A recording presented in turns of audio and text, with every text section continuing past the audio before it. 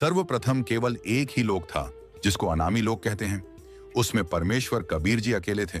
उसके बाद उस परमेश्वर ने अनामी लोक से नीचे के 3 लोकों की ओर रचना की। वह लोक हैं अनामी लोक से नीचे का अगम लोक, उससे नीचे का अलख लोक, उससे नीचे का चौथा लोक जो है वो सत्य लोक है। उसी पूर्ण परमात्मा ने, पूर्ण प्रभु ने अपने ही अन्य 3 रूपांतर और किए।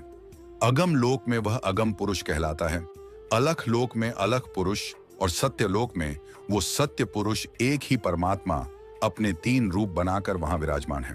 परमेश्वर ने सर्वप्रथम 16 शब्दों से, 16 वचनों से 16 पुत्रों की उत्पत्ति की और उन सबको कहा कि तुम अपने अपने द्वीप में अलग अलग रहो।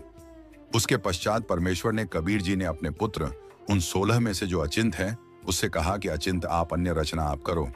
अब अचिंत ने परमेश्वर से प्राप्त शक्ति के आधार से इस अक्षर पुरुष अर्थात परब्रह्म की उत्पत्ति की। अक्षर पुरुष स्नान करने के लिए उस मानसरोवर में चला गया जो परमात्मा ने ही उन सब द्वीपों के साथ ही रचना की थी। तो जल के अंदर वह जाकर के उस शीतल जल में सो गया। काफी समय तक बाहर नहीं आया। तब परमेश्वर कबीर जी ने, उस पूर्ण ब्रह्म ने सरोवर से जल लिया, उसको अपनी शब्द शक्ति से एक अंडा बना दिया और एक वचन से उसके अंदर एक आत्मा, अपने ही अंदर से एक आत्मा प्रवेश की। उस अंडे को जल में छोड़ दिया। वह अंडा गड़गड़ करता हुआ जब जल के नीचे जाने लगा, उसकी आवाज से उस अक्षर पुरुष अर्थात परब्रह्म की निंद्रा भंग हो गई। जो ही उसने क्रोध के दृष्टि से उस क्रोध दृष्टि से देखा, उसके क्रोध के तेज से वह अंडा 2 भाग हो गया और उसमें से वह ज्योति निरंजन ब्रह्म निकला। आकाशवाणी की परमेश्वर ने कि तुम अक्षर पुरुष, तुम निंद्रा में थे, तुझे जगाने के लिए सब ये क्रिया करनी पड़ी। तुम दोनों बाहर आओ। दोनों बाहर आए, प्रणाम किया। परमेश्वर ने कहा कि जाओ, तुम दोनों अचिंत के द्वीप में रहो। आदेश पाकर के दोनों वहां चले गए अचिंत के द्वीप में। उसके बाद परमात्मा ने कहा कि अचिंत तेरे बस का नहीं है सृष्टि रचना करना, आगे से सब रचनाएं मैं स्वयं करूंगा। इससे परमात्मा ने उसके बाद हम सभी आत्माओं को, असंख्य आत्माओं को अपनी वचन शक्ति से वहां सतलोक में भर दिया। हम सभी वहां आनंद से रहने लगे। वहां कोई दुख नहीं था, कोई कष्ट नहीं था, किसी चीज का अभाव नहीं था। सब भंडारे भरे रहते हैं। काजू, किस्मत, सेब, संतरे, वहां के जो फल है, मेवा है, वह सदा बाहर बाग है। अमृत आहार है, अमृत ही वहां का जल है और कोई काम नहीं। कुछ समय बाद ज्योति निरंजन काल के मन में एक खुरापात उत्पन्न हुआ। इसने सोचा कि मेरे सभी भाई जितने भी हैं, सब अलग अलग आराम से रह रहे हैं। बड़े बड़े द्वीप हैं उनके और हम 3 एक द्वीप में रह रहे हैं। तो उसने एक पैर पर खड़ा होकर तपस्या प्रारंभ की। ज्योति निरंजन ने 70 युग तक जब तप किया और जब यह तप कर रहा था तो हम इसकी तरफ देख रहे थे। इसकी इस कला पर, इस अदा पर सभी आत्माएं आसक्त हो गए। हम इसको हृदय से पसंद कर बैठे। परमात्मा पूर्ण ब्रह्म कबीर जी ने यानी सत्य पुरुष ने आकाशवाणी की कि बच्चों तुम मस्त रहो, इसकी क्रिया पर ध्यान मत दो। अब परम पिता की आकाशवाणी आवाज सुनकर हम ऊपर से तो सावधान हो गए, परंतु अंदर से उसकी चाह मिटी नहीं। जब इसने 70 युग तक तप कर लिया तब परमेश्वर ने पूछा कि क्या चाहता है। ज्योति निरंजन, तू किस लिए यह हट कर रहा है। ज्योति निरंजन ने कहा कि पिताजी, मेरे लिए स्थान कम है, मुझे अलग से स्थान देने की कृपा करें। परमेश्वर कबीर जी ने कहा कि ठीक है, तुझे तेरे 70 युग के तप के प्रतिफल में मैं तुझे 21 ब्रह्मांड देता हूं। पकड़ अपने 21 ब्रह्मांड, तू अपने अलग रख। ऐसे इसको 21 ब्रह्मांड दे दिए। अब कुछ दिन बाद ज्योति निरंजन ने सोचा इसमें कुछ रचना भी हो, खाली ब्रह्मांड किस काम आएंगे। इसने फिर तपस्या प्रारंभ की, 70 युग फिर तपस्या की और हम और ज्यादा इस पर आसक्त होते चले गए। परमात्मा रह रहकर हमें समझाने की चेष्टा कर रहे हैं कि तुम अपने मस्त रहो, इसकी इस क्रिया पर ध्यान मत दो। लेकिन हम इतने ढीठ हो गए अपने पर परमपिता को भी धोखा देने में नहीं चुके। दूसरी बार जब तप किया तो परमात्मा ने पूछा क्या मांगता। ज्योति निरंजन है, जो तू मांग रहा था वह मैंने दे दिया। ज्योति निरंजन ने कहा कि परमपिता, इसमें कुछ रचना की सामग्री देने की कृपा करो। परमेश्वर ने 5 तत्व और 3 गुण अपनी सबज शक्ति से उत्पन्न करके इसको दे दिए। अब इसने सोचा काम भी कर लूंगा, फिर अकेले का जी नहीं लगेगा। 21 ब्रह्मांड में तो मेरे साथ कुछ आत्माएं भी हों, मेरे साथी हों, मिलजुल कर वहां रहें। आराम से इस दृष्टिकोण से इसने फिर तपस्या की। उस समय इसने 64 युग तक जब तप कर लिया तब परमेश्वर कबीर जी ने सत्य पुरुष ने पूछा कि ज्योति निरंजन, जो तूने मांगा वो मैंने तुझे दे दिया, अब क्यों हट कर रहा है, अब क्या चाहता है? तू तो ज्योति निरंजन ने कहा कि पिताजी मुझे कुछ आत्माएं दे दो, मेरा अकेले का दिल नहीं लग रहा। परमेश्वर ने कहा कि बात सुन ले ज्योति निरंजन, यह सभी आत्माएं मेरे बच्चे हैं, मेरा अंश है, मेरी आत्माएं नहीं दे सकता किसी कीमत पर भी, तेरी किसी क्रिया पर और किसी भी तप से जब से मैं यह नहीं दूंगा, मैं नहीं दे सकता, यह मेरी आत्मा है। उस अंतर्यामी परमात्मा को सब पता था। परमेश्वर ने कहा, मेरी एक शर्त पर मैं तेरे साथ अपनी इन आत्माओं को भेज सकता हूं। यदि कोई सब इच्छा से तेरे साथ जाना चाहते हो तो चले जाएंगे, फिर मैं उनको आज्ञा दे दूंगा। ज्योति निरंजन हमारे पास आया तो हम सभी उसके चारों तरफ घूम गए। उसने कहा कि ऐसा है, मैंने पिताजी से 21 ब्रह्मांड लिए हैं और उसमें रचना करने की सामग्री भी ली है। आप मेरे साथ चलोगे, वहां स्वर्ग बनाऊंगा, महास्वर्ग बनाऊंगा, सब मिलकर वहां पर खुशी से रहेंगे। तो हमने कहा कि हम तैयार हैं, यदि पिताजी आज्ञा दे दे तो हम आपके साथ चल पड़ेंगे। ज्योति निरंजन ने परमपिता से जाकर कहा कि पिताजी कुछ आत्माएं सब इच्छा से मेरे साथ जाने के लिए सहमत है। परमेश्वर ने कहा कि मेरे सामने उनसे स्वीकृति दिला, तब मानूंगा।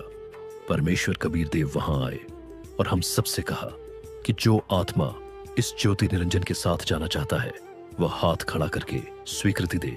अब पिताजी के सामने जो रोज यह कहा करता कि इसकी तरफ मत देखो, हम सभी शर्मिंदा हो गए और नीची गर्दन कर ली। कोई नहीं बोला, सन्नाटा छा गया। परमेश्वर ने फिर कहा कि भाई बोलते क्यों नहीं तुम? यह ज्योति निरंजन तो कह रहा था कि कुछ आत्माएं मेरे साथ चलने को तैयार हैं, बताओ कौन हो, कौन है? परमेश्वर ने कहा, ज्योति निरंजन तू झूठ बोल रहा था, कोई भी तेरे साथ जाने को तैयार नहीं है। तो ऐसा सुनकर एक कर्महीन आत्मा ने सबसे पहले स्वीकृति दी कि मैं जाना चाहता हूं, मैं जाना चाहता हूं। फिर हमने सोचा कहीं अकेला ही सब कुछ ना ले जाए, तो हम सब ने हाथ उठा लिए। परमात्मा बोले, ठीक है ज्योति निरंजन तू जा। 21 ब्रह्मांड जो थे यह ऊपर ही थे, सतलोक के अंदर एक कोने में। परमेश्वर ने कहा कि तू जा, अपने उन 21 ब्रह्मांड में इन सभी आत्माओं ने जो तेरे साथ जाने की स्वीकृति दी है, यह मेरी नजर में आ गई है, मैं अपने हिसाब से भेज दूंगा। परमेश्वर कबीर जी ने उस आत्मा का जिसने सबसे पहले हिम्मत की थी अपने परमपिता से विमुख होने की, उसका एक लड़की रूप बना दिया, लेकिन उसको स्त्री इंद्री नहीं लगाई। परमात्मा ने बाकी स्वरूप लड़की का बनाया। इसमें भी कोई राज था। परमेश्वर कबीर जी का वह यह देखना चाहते थे कि यह नीच आत्मा, यह निरंजन कितना और गिरावट में आता है, और हम सभी आत्माओं को सूक्ष्म रूप बनाया, बीज रूप, और उसके शरीर में अपने वचन शक्ति से प्रवेश कर दिया। लड़की का नाम प्रकृति देवी रखा। उस लड़की से कहा कि बेटी, तेरे अंदर मैंने सभी आत्माओं को प्रवेश कर दिया है, और तेरे को मैं एक वचन शक्ति देता हूं। जितने जीव तू कहेगी उतने ही तेरे वचन से, तेरे अंदर से अपने आप मेरी शक्ति से बाहर आ जाएंगे, और वह युवा शरीर में प्रकट हो जाएंगे। और अपने पुत्र सहजदास से कहा कि जा सहजदास, अपनी बहन को ज्योत निरंजन के पास छोड़ आया। प्रभु ने सहजदास को कहा, बता देना उसको कि इस लड़की के अंदर मैंने सब आत्माएं प्रवेश कर दिए, और इस लड़की को शब्द शक्ति दे दी है। जितने जीव तू कहेगा यह उत्पन्न कर देगी। सहजदास ने जाकर के ज्योति निरंजन से कहा कि पिताजी ने सभी जीवात्मा जो तेरे साथ आना चाहती थी, सबको सूक्ष्म रूप देकर के बीज रूप में इस लड़की में प्रवेश कर दिया है, और इसको शब्द शक्ति दे दी है कि जितने जीव यह तू चाहेगा यह उसी समय उत्पन्न कर देगी, नर और मादा। ऐसा कहकर के जो सहजदास वापस आ गया, वहां दुर्गा यानी यह प्रकृति और वो ज्योत निरंजन दोनों रह गए। अब युवा होने के कारण लड़की का रंग रूप निखरा हुआ था, तो उस युवा लड़की को देखकर ज्योति निरंजन के अंदर यह काम वासना का अंकुर फूट गया। तो दुर्गा यानी यह प्रकृति के साथ दुर्व्यवहार करने की चेष्टा की। प्रकृति देवी समझ गई कि इसकी नीयत में दोष आ चुका है। प्रकृति देवी ने कहा कि ज्योति निरंजन, मेरी एक अर्ज सुन ले, तू यह पाप मत कर, तू मेरा बड़ा भाई है, मैं तेरी छोटी बहन हूं। तू पहले परमात्मा ने अंडे से उत्पन्न किया, उसके बाद हमारी उत्पत्ति की, और बहन भाई का यह नाता, यह दुराचार महाघोर पाप होता है। ऐसा जुल्म मत कर। अब ज्योत निरंजन ने एक नहीं सुनी, उस देवी की हर संभव याचना भी उसने रिजेक्ट कर दी। तब दुर्गा ने सोचा कि अब तेरी इज्जत के बचाव का कोई विकल्प नहीं बचा। तब उसने अपना सूक्ष्म रूप बनाया, उसके मुख के माध्यम से और पेट में पहुंच गई। वहां से प्रार्थना की है, पिताजी, हे सत्य पुरुष, मेरे साथ ऐसे ऐसे इस ज्योति निरंजन ने बदतमीजी की, मेरे साथ यह दुष्ट कर्म करना चाहता था, मैंने इसके पेट में शरण ली, मेरी रक्षा करो।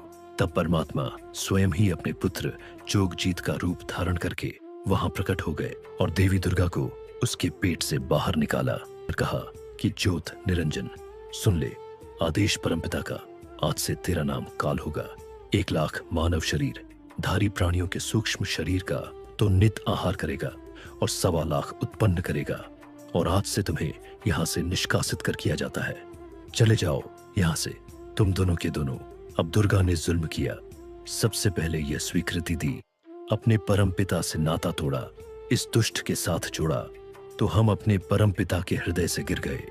तो परमात्मा ने 21 ब्रह्मांड सहित दुर्गा और काल को वहां से निष्कासित कर दिया। इसके 21 ब्रह्मांड वहां से ऐसे चल पड़े जैसे विमान चलता है। सतलोक से निकाले जाने के बाद इस काल और दुर्गा ने पति पत्नी संबंध बनाया, जिससे इन्हें 3 पुत्र प्राप्त हुए, रजगुण ब्रह्मा, सद्गुण विष्णु और तवगुण शिवजी।